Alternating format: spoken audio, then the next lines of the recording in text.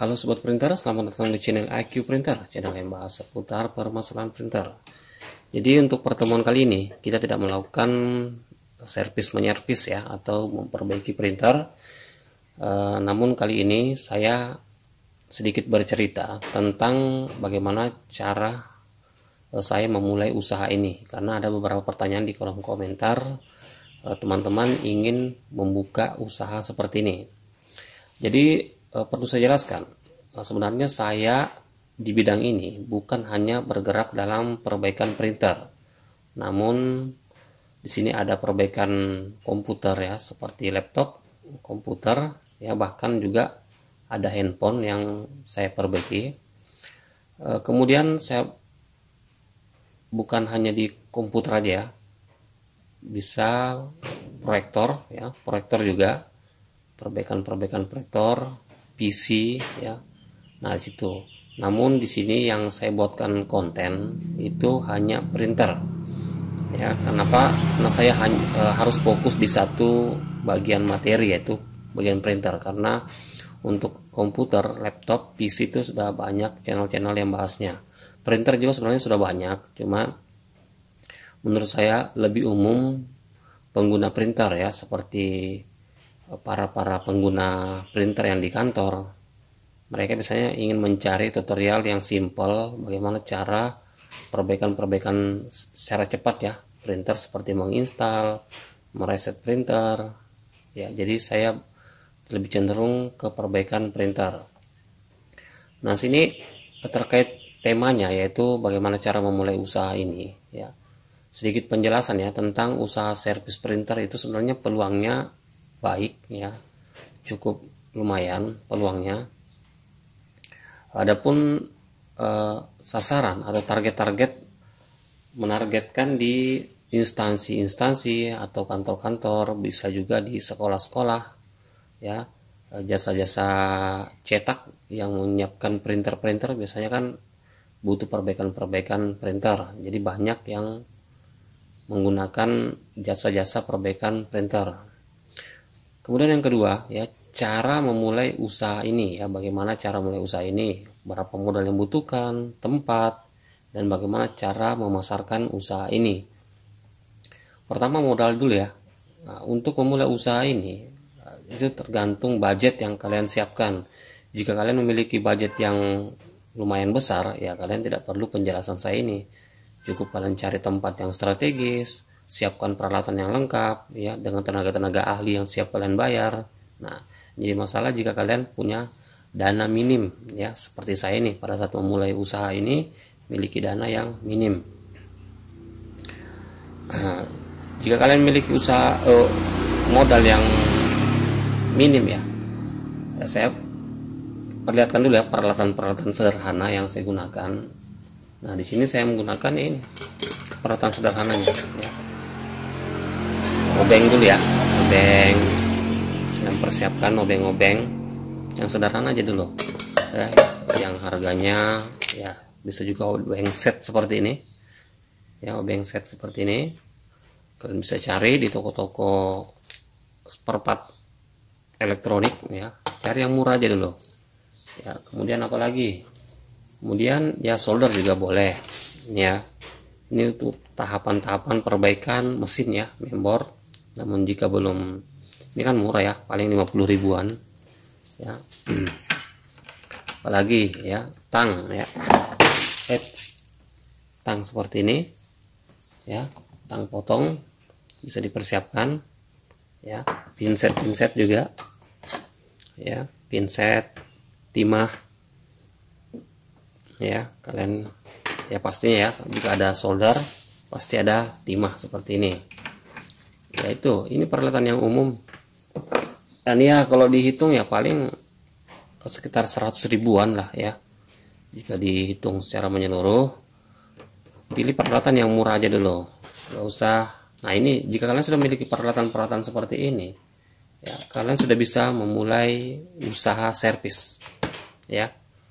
Karena hanya ini untuk membuka printer sudah bisa mulai usaha ini. Namun jika kalian ingin menambah sedikit peralatan, jika kalian memiliki budget lebih, saya sarankan siapkan komputer ya, 1 unit atau laptop. Carilah yang murah aja ya, cari PC ya, PC komputer yang 1 jutaan lah. Nah, kita sering menggunakan komputer untuk mereset printer tersebut ya. Terkadang kita membutuhkan komputer untuk mereset printer. Jika impact-nya sudah full, maka printer tersebut harus direset ya, itu. Jadi itu ya peralatan standar yang kita gunakan. Selain tools seperti ini ya, obeng, tang, pinset, kemudian komputer atau laptop 1 unit yang bekas saja kalian cari ya, nggak usah yang baru. Untuk memulai usaha itu ya cukup gunakan yang alat-alat sederhana.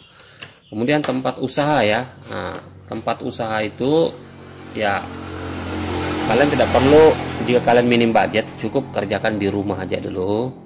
Kalian bisa terima servis-servis panggilan ya, atau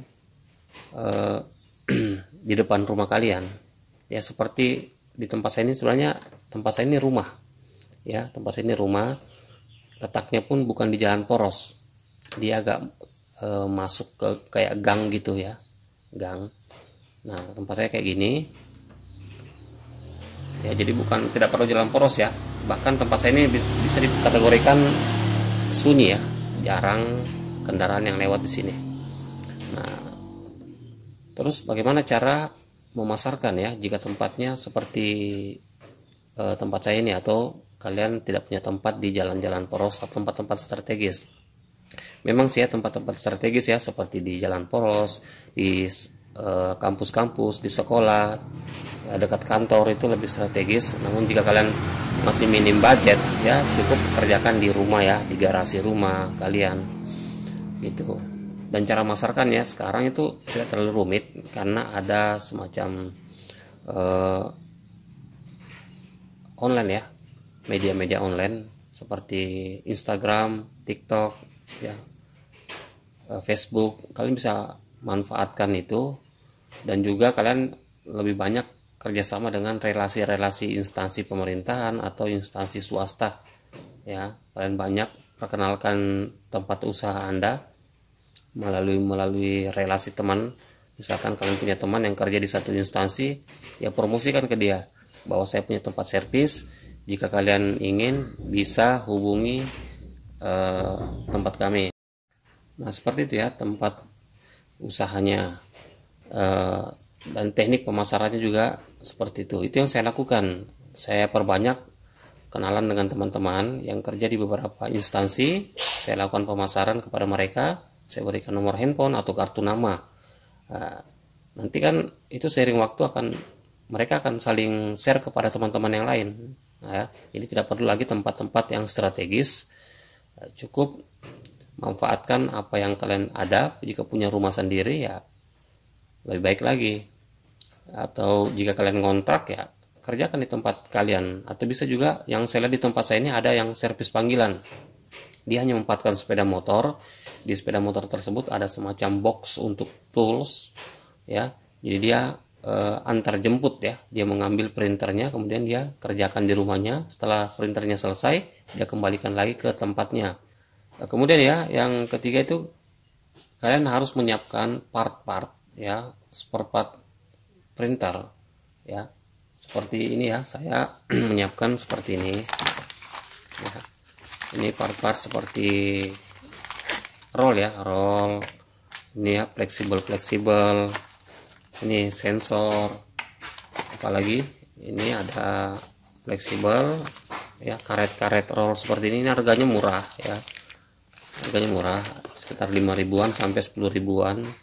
Nah, ini ya sering kita gunakan jika karetnya sudah aus ya, gear-gear seperti ini dipersiapkan ya. Namun jika kalian belum memiliki budget untuk membeli part-part baru seperti ini, kalian bisa memanfaatkan rosokan ya. Kalian bisa memanfaatkan rosokan, kalian kerjasama dengan orang-orang penjual rosokan ya. Biasanya di tempat kami ini, tempat saya ini, printer yang saya lebih dominan ke Epson ya. Kalau Canon saya jarang, tempat kami jarang menggunakan Canon. Nah, jadi printer Epson itu yang tidak memiliki scanner ya, yang tidak memiliki scanner scan kopi itu saya hargai Rp50.000 itu di tempat kami. Jika printer yang memiliki scanner, ya memiliki scanner di tempat kami saya hargai Rp100.000 ya. Itu lumayan ya. Part-part yang ada di dalamnya itu bisa kita ambil seperti pegas ya, apalagi tabung-tabung, selang itu bisa diambil. Walaupun semacam ketrik gitu ya, kalau ketrik itu kecil kemungkinan bisa diambil ya, karena biasanya yang barang-barang rosokan tuh yang paling rusak itu biasanya ketrik. Nah, ketriknya rusak, yang pemiliknya nggak sanggup perbaiki, maka printernya dibuang. Jadi kita bisa ambil ya, casing-casingnya pun layak untuk disimpan. Bisa jadi ada printer yang casingnya sudah patah, bisa diganti. Nah, itu lumayan ya. Jadi kalian perbanyak barang-barang rosokan seperti itu untuk sebagai part. Jadi itu yang penting ya. Jadi saya rasa itu ya yang kita butuhkan untuk mulai usaha ini. Yang pastinya seiring dengan pengalaman-pengalaman kalian membuka usaha ini, nanti akan kalian merambah ke servis-servis yang lain ya, seperti komputer. Yang saya lakukan ini sekarang seperti itu, seperti komputer, misalkan proyektor, nanti akan kalian pelajari sendiri. Namun yang paling simpelnya itu kalian memulai usaha printer dulu ya, pekerjaannya nggak terlalu ribet.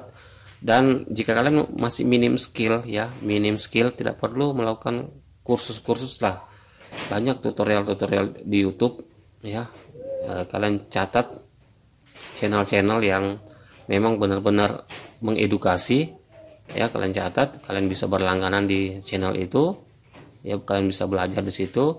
Nah, dari situ kalian bisa mendapatkan pengalaman secara langsung ya, langsung, bukan lagi di dunia maya, langsung Anda praktekkan di tempat servis kalian ya. Jadi intinya tetap semangat ya dalam melakukan usaha ini. Tidak ada yang instan, semua butuh proses gitu ya.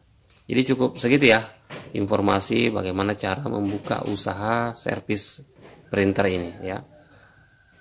Jadi teruslah berusaha walaupun itu tidak mudah. Jadi salam sukses untuk Anda. Saya akhiri. Assalamualaikum warahmatullahi wabarakatuh.